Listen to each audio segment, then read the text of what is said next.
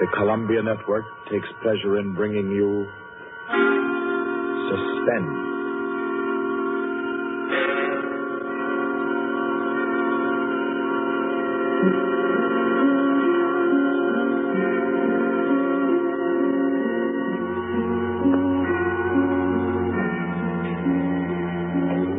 Suspense, Columbia's play theater of outstanding thrillers, produced and directed by William Spear and scored by Bernard Herrmann. The notable melodramas from fiction and stage and screen, from the world's great literature of entertaining excitement, presented each week to bring you to the edge of your chair, to keep you in suspense.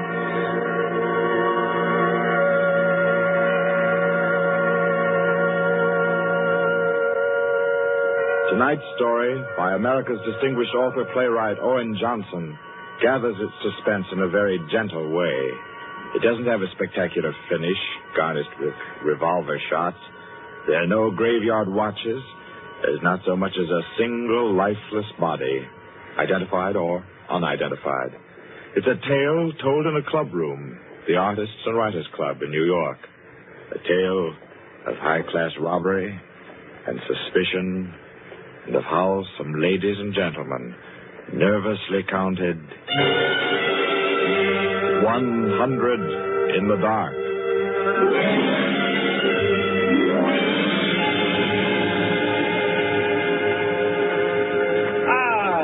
That was a fine meal. Me for the club anytime. Yeah, here. We can all sit here, Smitty. Yes, if you'll just draw up that chair for Mr. Peters. Oh, yeah. Peters. Thank you. Do you all know Peters? This is Mr. Steingall. How do you do? I know you. Mr. Gollier. Oh, I believe we've met. Oh, yes. How are you? Oh, you know each other. Yes. And the one who drew up the chair, Mr. Rankin. How do you do? Well, I guess we're all acquainted now. To get back to our table discussion, Quinny. Oh, yes. How about a drink? Who'll join me? Oh, yeah, pleasure. Fine. John.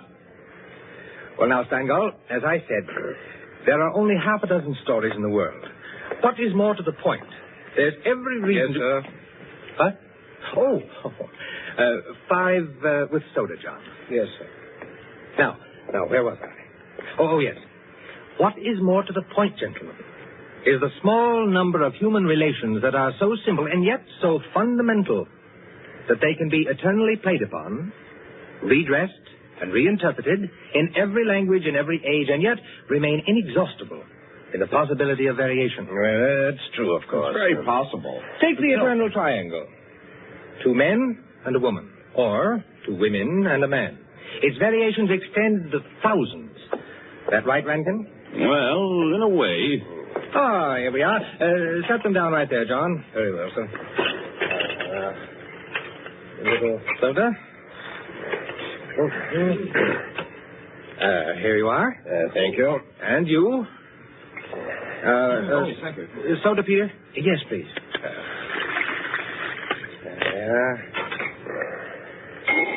Another one. Here you are. Thanks. And here's yours. Thank you.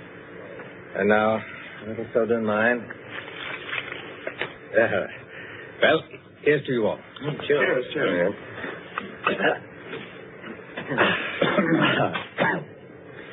I'm afraid we can't see eye to eye, Quinny. I believe there are situations, original situations, that are independent of your human emotions, that exist just because they are situations, accidental and nothing else. As for instance?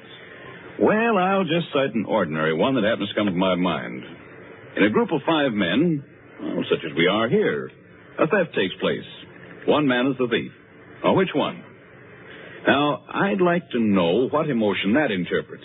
And yet it certainly is an original theme at the bottom of the whole literature. It's not the same thing at all. Detective stories. I could answer that the situation you give can be traced back to the commonest of human emotions, curiosity. I think Quinny has you there, Rankin.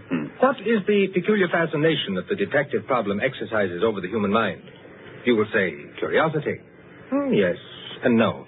Admit at once that the whole art of a detective story consists in the statement of the problem. Anyone can do it. I can do it. Steingall can do it.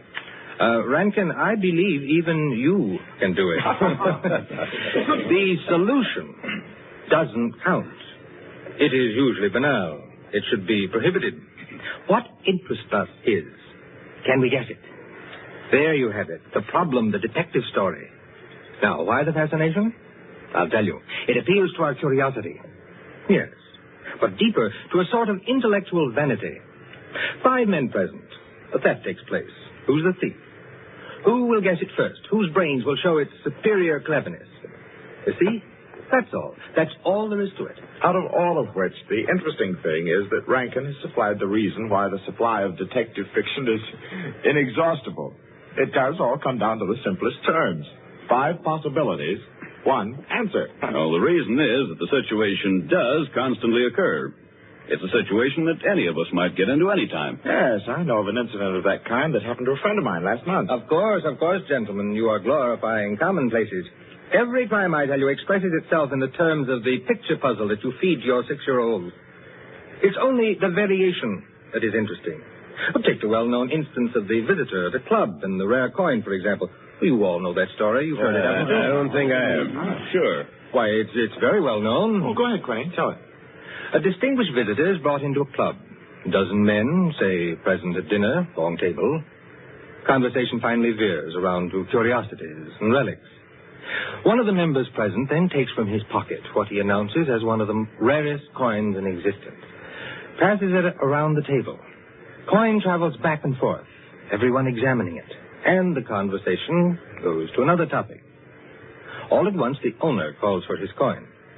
It is nowhere to be found. Everyone looks at everyone else. First, they suspect a joke. Then it becomes serious. The coin is immensely valuable. Who has taken it? The owner is a gentleman.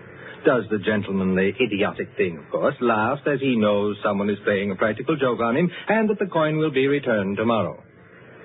The others refuse to leave the situation so.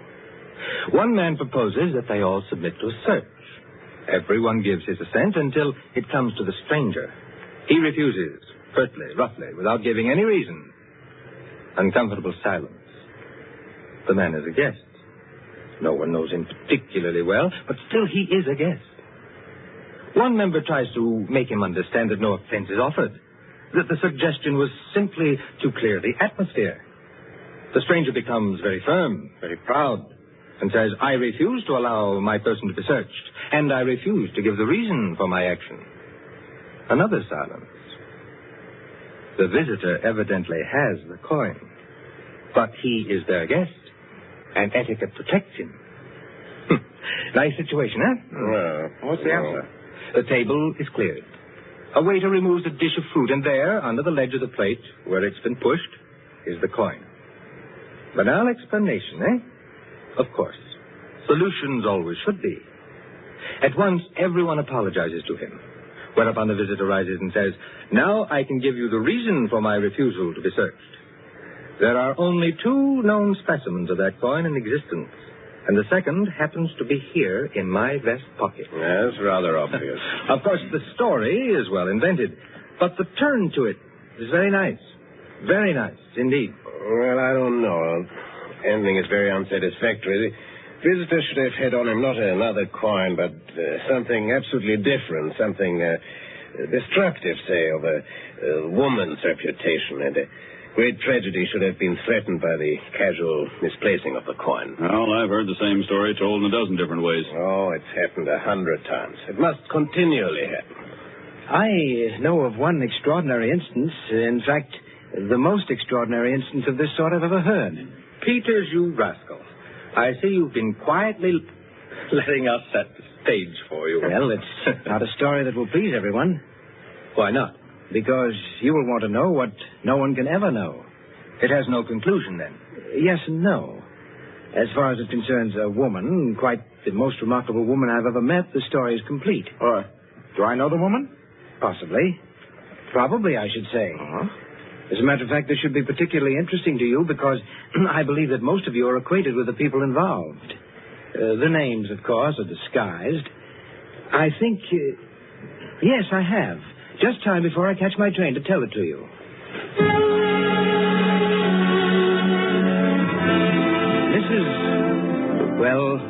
Mrs. Rita Kildare inhabited a charming bachelor girl studio very elegant, with a duplex pattern and one of the buildings just off Central Park West.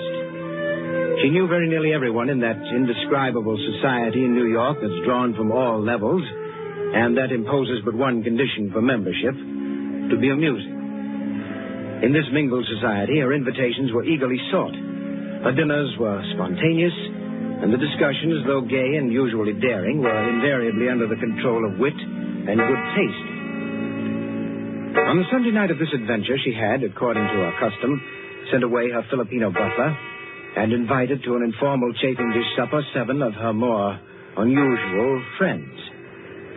At 7 o'clock, having finished dressing, she put in order her bedroom, which formed a sort of free passage between the studio and a small dining room to the kitchen beyond. Then, going into the studio, she struck a match and was about to light the candlesticks which illuminated the room when the bell rang. And a Mr. Flanders, a broker, compact, nervously alive, well-groomed, was waiting as she opened the door. Well, you're early. On the contrary, you are late. Well, in any case, hello, and come inside. Here, let me take your things. Thank you. Well, I'm the first, I suppose. Of course. And since you are, you can be a good boy and help me with the candles. Delighted. Who's to be here tonight? The Enos Jacksons? I thought they were separated. Not yet. Oh, interesting. Only you, dear lady, would dream of serving us a couple on the verge. It is interesting, isn't it? Assuredly. Where did you know Jackson? Through the Warings. Jackson's a rather doubtful person, isn't he? Well, let's call him a very sharp lawyer. They tell me, though, he's been gambling pretty much. In deep. How about yourself? Me? I'm a bachelor. If I lose my shirt, it makes no difference. Is that possible? Probable, even. Who else is coming? Oh, Maud Lily. You know her? Oh, I don't think so. You met her here some time ago. A journalist. Oh, yes, of course. I'd forgotten. Mr. Harris, the clubman, is coming, and the Stanley Cheevers. Stanley Cheevers? Are we going to gamble? Don't tell me you object. Certainly not. Only the Cheevers. They play quite a game. Yes, well united. They have an unusual streak of good luck. Oh, by the way, it's Jackson, isn't it, who is so attractive to Mrs. Cheever? Quite right. What a charming party. Where does Maud Lily come in? Don't joke. She's in a desperate way. And John Harris? Oh, he used to make the salad and cream the chicken. See the whole party. I, of course, am to add the element of respectability. Of what? Don't play baby with me, my dear Flanders. I apologize. That's better. No one, of course, knows who else is coming. No one, of course.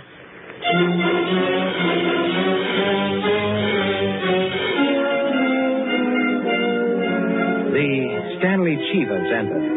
A short, fat man with a vacant, fat face and slow-moving eye, and his wife, voluble, nervous, overdressed, and pretty. Mr. Harris came in with Maud Lily. A woman, straight, dark, Indian, great masses of somber hair, held in a little too loosely for neatness, with thick, quick lips and eyes that rolled away from the person who was talking to her. The Enos Jacksons were late, and still agitated as they entered. His forehead had not quite banished the scowl, nor her eyes the scorn. He was of the type that never lost his temper, but caused others to lose theirs. Mrs. Jackson seemed fastened to her husband by an invisible leash. You looked at her curiously and wondered what such a nature would do in a crisis, with a lurking sense of a woman who carried with her her own impending tragedy. As soon as the company had been completed and the incongruity of the selection had been perceived, a smile of malicious anticipation ran the rounds, which the hostess cut short by saying, Well, now that everyone's here, this is the order for the night. You can quarrel all you want, you can whisper all the gossip you can think of about one another, but everyone is to be amusing. Also, everyone is to help with dinner. And nothing formal, nothing serious. We may all be bankrupt, divorced, or dead tomorrow, but tonight we'll be gay. That's the invariable rule of the house. Oh,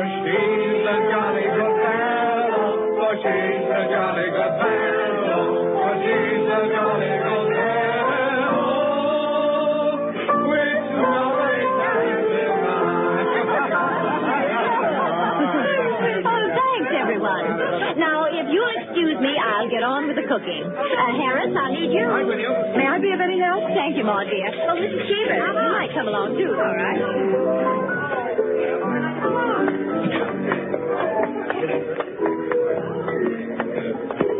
This is an adorable bedroom. Oh, thank you, dear. Now for my apron. Oh, there it is. Tie me up in the back, will you please, Maud? Of course. There you are. Fine, thanks. Now just let me get my rings off, and I'll be all ready to go to work. Oh, this is such a lovely apartment, Mrs. Kildare. Thanks. Soap and water always seem to do it. There. Your rings are so beautiful. They are nice, aren't they? But there's only one that's very valuable, the sapphire. Oh, it's beautiful. Let me see. Oh, it must be very valuable. It cost $10,000 6 years ago. It's been my talisman ever since. For the moment, however, I'm a cook. You're not going to leave the rings there. Why, of course. Now, I'm the cook. Maud Lily, you're the scullery maid. Harris is the chef, and we're all under his orders. Mrs. Cheever, did you ever peel onions? Oh, good heavens, no. Well, there are no onions to peel. All you have to do is help set the table.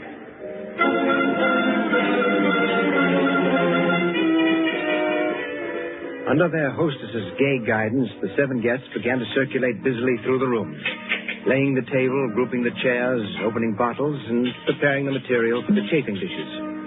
Mrs. Kildare, in the kitchen, ransacked the icebox, and with her own hand shredded the chicken and measured the cream.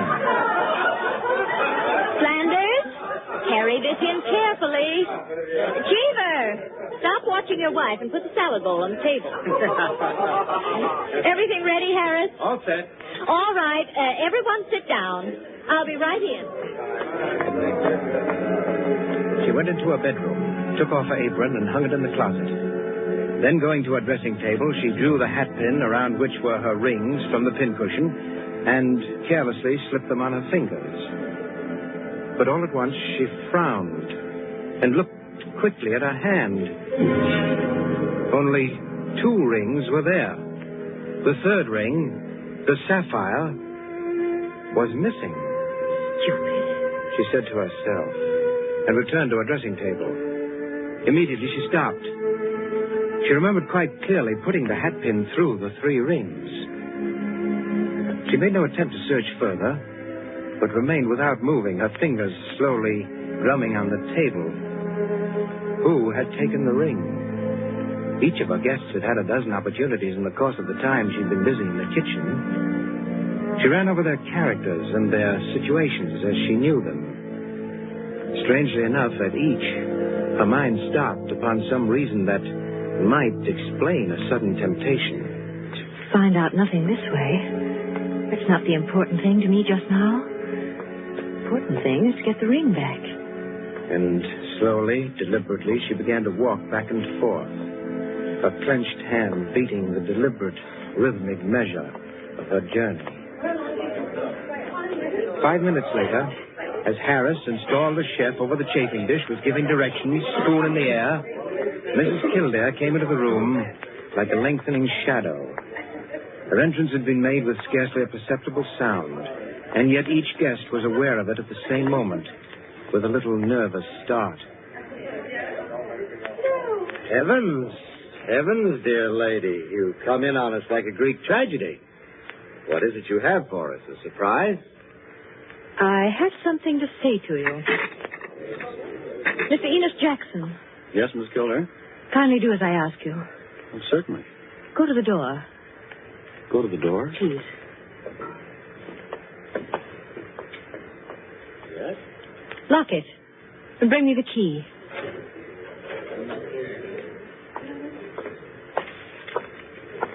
Here you are. You've locked it? As you wish me to. Thank you. Now, the bedroom door. Would you do the same?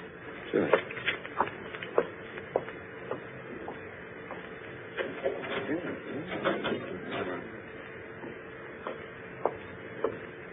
Thank you, Mr. Jackson.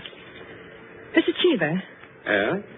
would you blow out all the candles except the candelabra on the table? Blow out all the candles. Except the candelabra. All right. For goodness sakes, Mrs. Kildare. What is it? I am getting terribly worked up. My nerves are all Sorry, head up. Mrs. Jack. That's the last candle. All right. Now listen. My sapphire ring has just been stolen. You don't mean it. The ring's been taken within the last 20 minutes. I'm not going to mince words. The ring has been taken, and the thief is among you. Dolan, but Mrs. Kildare, is it possible? Yes, Mrs. Cheever. There's not the slightest doubt. 3 of you were in the bedroom when I placed my rings on the pincushion. Quite true. I was in the room when she took them off. The sapphire ring was on top. Each of you has passed through there a dozen times since. My sapphire ring is gone, and one of you has taken it. Now listen. I'm not going to mince words. I'm not going to stand on ceremony. But I'm going to have my ring back. Listen to me carefully. I'm going to have that ring back. And until I do, not a soul shall leave this room. I don't care who's taken it. All I want is my ring. Now, I'm going to make it possible for whoever took it to restore it without possibility of detection. The doors are locked and will stay locked. I'm going to blow out the remaining candles in the candelabra, and I'm going to count 100 slowly. There'll be an absolute darkness. No one will know or see what's done. But if, at the end of that time, the ring is not here on the table, I shall telephone the police and have everyone in this room searched. Am I quite clear? Everyone take his place about the table and remain standing, please. That's it. That'll do. Now, I'll blow out the candles and count 100. No more, no less. Remember, either I get that ring, or everyone in this room will be searched.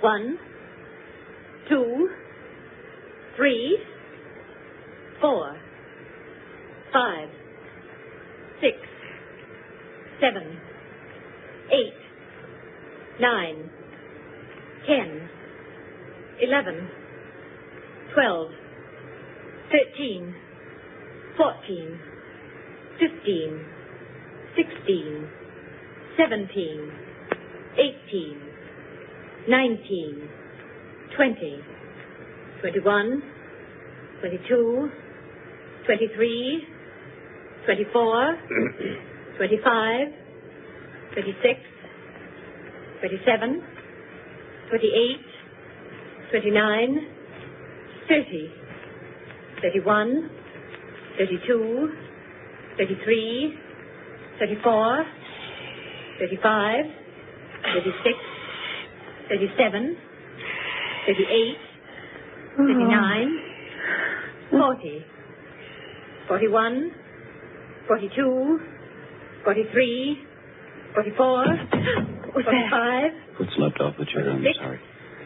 47, 48, 49, 50, 51, 52, 53, 54, 55, 56, 57, 58, 59, 60, 61, 62, 63, 64, 65, 66, 67, 68, 69, 70, 71, 72, 73, The ring. 74, There it is. From the table. 75, 76, 77, 78, 79, 80, 81, 82, 83, 84, 85, 86, 87, 88, Oh, really? 89, 90, 91, 92, 93, 94, 95, 96, 97, 98, 99, 100.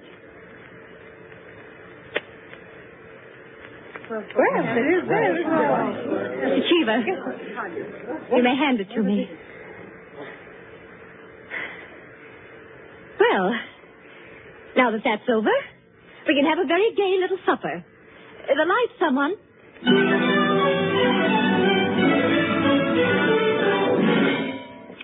And there you are, gentlemen. Oh, I say, Peters, that's not all. Absolutely. The story ends there? Story ends there. But who took the ring? What? You've never found out? Never. No clue? None. I'm not sure I like the story. It's no story at all. Permit me, it is a story. And it is complete. In fact, I consider it unique because it has none of the banalities of a solution and leaves the problem even more confused than at the start. Well, I don't see... Of course you don't see, my dear Rankin. You do not see that any solution would be commonplace, whereas no solution leaves an extraordinary intellectual problem. Well, how so? Well, in the first place, whether the situation actually happened or not, which is in itself a mere triviality, Peters has constructed it in a masterly way, the proof of which is that he has made me listen. Any of those present might have taken the ring. There are, therefore, 7 solutions, all possible and all logical. But beyond this is left a great intellectual problem. Well, how so? Was it a woman who lacked the necessary courage to continue? Or was it a man who repented his first impulse? Is a man or is a woman the greater natural criminal? Well, that's simple, Quinny. A woman took it, of course. On the contrary, it was a man, for the second action was more difficult than the first. A man, certainly. The restoration of the ring was a logical decision. You see? Personally, I incline to a woman, for the reason that a weaker feminine nature is strangely susceptible to the domination of her own sex. There you are. We could meet and debate the subject year in and year out and never agree. I recognize most of the characters, Peters. Mrs. Kildare, of course, is all you say of her. An extraordinary woman. The story is quite characteristic of her. Flanders, I'm not sure of, but I think I know him. I'm positive I do. Did it really happen? Exactly as I told it. The only one I don't recognize is Harris, your humble servant. What? You, Peters? You were there? I was there. I was Harris. I beg your pardon, gentlemen. Oh, yes, what is it, John? Mr. Peters, sir, your train. You told me to remind you. Oh, thank you. Yes, I didn't know it was so late. Will you gentlemen pardon me? Huh? Of course. Nice to meet you all. Night.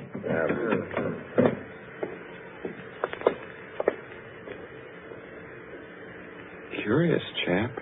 Extraordinary. Well, now, I wonder. I wonder if we're wondering the same thing, gentlemen.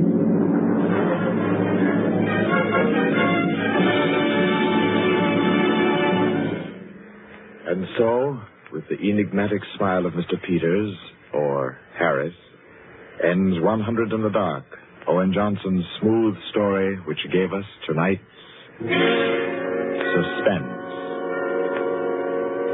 Suspense is produced by William Spear. Tonight's radio drama was written by Jack Anson Fink, directed by John Dietz, and scored by Bernard Herrmann. Eric Dressler was Mr. Peters. Alice Frost played Mrs. Kildare, and Ted Osborne, Quinny. Others in the cast were Helen Lewis, Joan Shea, Henriette Kay, Frank Reddick, Paul Luther, Stephen Schnabel, Ian Martin, and Barry Kroger. With this evening's performance, Columbia brings to a conclusion the present series of Suspense. If you've liked these broadcasts, CBS would be pleased to hear from you. Suspense has been a series presented for your relaxation and enjoyment by the Columbia Broadcasting System.